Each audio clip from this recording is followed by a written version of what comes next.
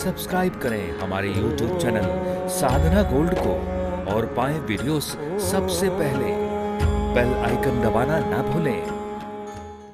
रावण में ज्यादा ताकत थी कि बंदर भालुओं में ज्यादा ताकत थी? बोलो,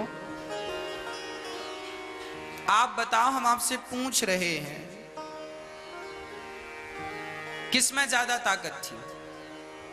रावण की सेना दमदार थी या राम जी की सेना में कौन था? बंदर भालू? कौन ज्यादा ताकतवर थे? रावण की सेना ज्यादा ताकतवर थी। रावण की सेना में ज्यादा बल था। रावण के राक्षस बड़े बलशाली थे, मायावी थे। बंदर भालू थोड़ी मायावी थे। पर देखना, लंका वासियों की ताकत जब रावण से जुड़ी तो लंका वासियों का नाश हो गया, और बंदर भालुओं की ताकत जब राम से जुड़ी तो उन बंदर भालुओं की भी जय जयकार हो गई। बंदर भालुओं की ताकत बढ़ने लगी और राक्षसों की ताकत कम होने लगी। क्यों? क्योंकि बंदर भालुओं ने सहयोग राम का किया और राक्षसों ने सहयोग रावण का किया। यदि आप राम के पक्ष में हैं तो अपने आप आपकी शक्ति कई गुना बढ़ जाएगी, और यदि आप रावण के पक्ष में हैं तो आप कितने भी बलवान हो, आपकी शक्ति धराशायी हो जाएगी। आपकी शक्ति तब बढ़ती है जब आप ईश्वर के चरणों में अपना मस्तक रख के ये कह देते हैं कि प्रभु, जैसा हूं मैं आपका हूं। जो व्यक्ति भगवान को लेकर चलता है, मैं नहीं, मेरा नहीं, यह तन किसी का है दिया, जो भी मेरे पास है यह सब उसी का है दिया। जो भी मेरा है वो मेरा नहीं। जो व्यक्ति अपना मानता है वो व्यक्ति सब जगह दुखी रहता है, और जो व्यक्ति यह मान लेता है कि नाथ हे श्याम सुंदर सब कुछ आपका है, वो व्यक्ति बहुत सुखी हो जाता है। अपने आप को राम से जोड़ोगे तो आप बलवान हो जाओगे, आप सुखी हो जाओ। जैसे बंदर भालू सुखी हो गए राम से जुड़कर, और रावण की सेना जो कि इतनी बलशाली थी, पर रावण से जुड़ने से उनका नाश हो गया। दानवीर कर्ण इतने बलशाली थे कि उनका कोई टक्कर नहीं था, पर विडंबना ये थी कि उनकी ताकत दुर्योधन से जुड़ गई। और अर्जुन ने गांडीवधारी अर्जुन को कहते हैं, अरे अर्जुन को धनुष चलाना सिखाया कौन था? गुरु द्रोणाचार्य। और महाभारत के युद्ध में गुरु द्रोणाचार्य दुर्योधन के साथ खड़े थे। पितामह भीष्म के सामने अर्जुन क्या बाण चलाएंगे और क्या धनुष चलाएंगे? पितामह भीष्म दुर्योधन के साथ खड़े। पर याद रखना, सारी सेना, सारे बलशाली दुर्योधन के साथ थे, परंतु अर्जुन भगवान श्री कृष्ण के साथ थे। भगवान से जो व्यक्ति जुड़ता है अपने आप उसकी शक्ति डबल हो जाती है, और गलत व्यक्ति से जो जुड़ता है वो शक्तिशाली ही क्यों ना हो, उसकी शक्ति आधी की आधी रह जाती है। क्या पितामह भीष्म के बाणों का अरे किया? महाभारत में ही है ये बात कि पितामह भीष्म ने अर्जुन पर ऐसी बाण की बौछार की ना, अर्जुन के पास कोई बाण नहीं बचा। तब भगवान श्री कृष्ण को रथ का पहिया लेकर दौड़ना पड़ा। पितामह, यदि अब की बार बाण चला तो मैं मार डालूंगा। लो, भगवान ने कहा था मैं अस्त्र शस्त्र नहीं उठाऊंगा। पर पितामह ने जब बाण छोड़े ना तो पसीना आ गया अर्जुन को। गांडीवधारी अर्जुन कहलाते हैं, पर भूल गए कि मैं गांडीवधारी धनुर्धर हूं। पितामह भीष्म के बाणों का सामना कोई नहीं कर पाया। वो पितामह भीष्म अर्जुन के हाथों मारे गए। कारण, जो ईश्वर के साथ खड़ा है वो निर्बल ही क्यों ना हो। सूरदास जी पद गाते हैं, सुनेरी मैंने निर्बल केवल राम। मैंने सुना है कि भगवान उनके हैं जो निर्बल है, जो बलवान है, भगवान उसके साथ कभी नहीं खड़ा होता।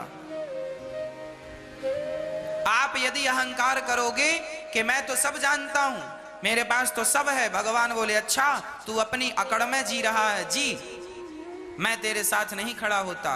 भगवान उनके साथ खड़े हो जाते हैं जो बिल्कुल सहज हैं, सरल हैं।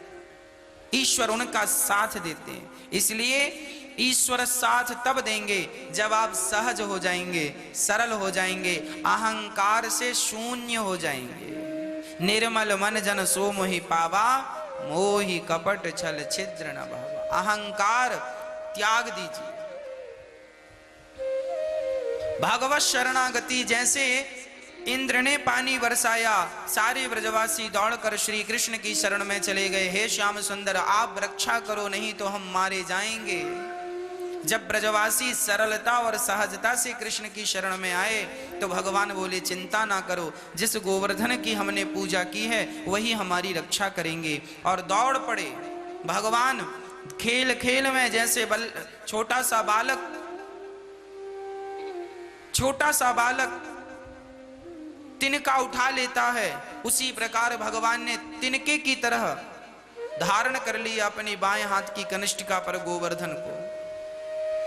मानो भगवान ये कहना चाहते हैं कि भक्त मेरी शरण में आए तो सही, उसकी रक्षा करना तो मेरा बाएं हाथ का खेल है। पर कब? जब सरलता से, सहजता से आए शरण में, तब।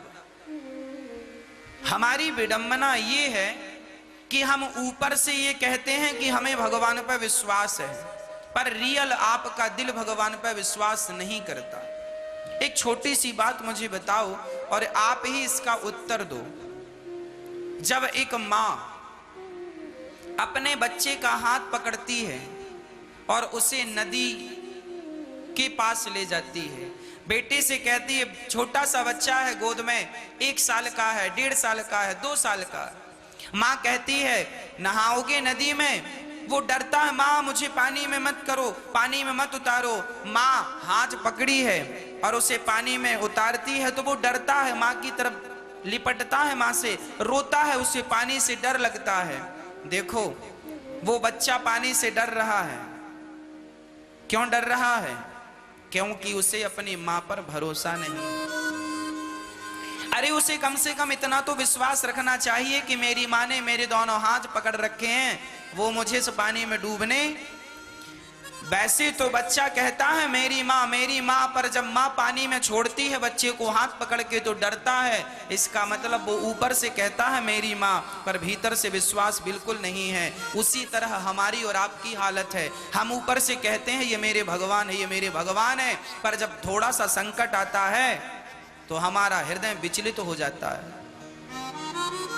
हम कभी हृदय से नहीं कह, अरे जब कह दिया कि मैं, जब भगवान ने, माँ ने हाथ पकड़ा है तो विश्वास कर लेना बेटा माँ पर, वो तुझे डूबने थोड़ी देगी। जब भगवान पर विश्वास किया ही है तो 5% क्या करता है, 100% कर। जो होगा भगवान करेंगे, जो होगा उनकी मर्जी का होगा। उनकी मर्जी में प्रसन्न रह।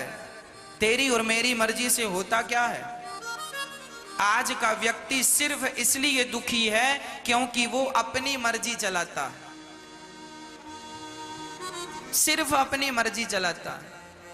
ईश्वर की मर्जी में मिल जाए तो कोई किसी को दुख नहीं है, पर क्या करे, इतनी सी बात ही तो सारी जिंदगी समझाता हूं मैं और लोगों को समझ नहीं आती। इसलिए विश्वास भगवान से ऐसा करो कि बस प्रभु आप ही हमारे रक्षक हैं और आप ही हमारे भक्षक हैं। प्रहलाद की तरह विश्वास। अंगारों पर पिता ने बिठाल दिया तो प्रहलाद जी बैठ गए। प्रभु पिताजी, यदि आप मुझे जलाना चाहते हैं सो जला दीजिए, पर मुझे विश्वास है कि मेरे श्री हरि, मेरे नारायण मुझे जलने नहीं देंगे, और यदि जलने देंगे तो मैं जल भी जाऊंगा। भगवान की इच्छा है कि मैं अंगारों पे बैठूं तो मैं बैठ जाऊंगा। अब बचाना ना बचाना उनकी मर्जी। वो मार दें मुझे तो भी उनकी मर्जी में। मैं कोई ये नहीं कहूंगा कि भगवान आपने हमें मार डाला। अरे आज की आज मौत आ जाए तो हम आज की आज मर जाएं। क्यों? क्योंकि हम अपनी मर्जी चलाते ही नहीं। यदि मौत आएगी तो उनकी मर्जी से ही आएगी ना, क्योंकि मैंने सुना है कि बिना उनकी मर्जी के एक पत्ता भी नहीं हिलता। फिर जब उनकी मर्जी के बिना पत्ता नहीं हिलता तो मेरी मौत आएगी तो मर्जी किसकी होगी? ईश्वर की। इसलिए जब मौत आए तो मैं मर भी जाऊंगा, इसलिए मर जाऊंगा क्योंकि इसमें मेरे विधाता की मर्जी है और मेरे कन्हैया की जिसमें रजा है मैं वही तो करूंगा। अब सौंप दिया इस जीवन का सब भार तुम्हारे हाथों में, है जीत तुम्हारे हाथों में, है हार तुम्हारे हाथ में।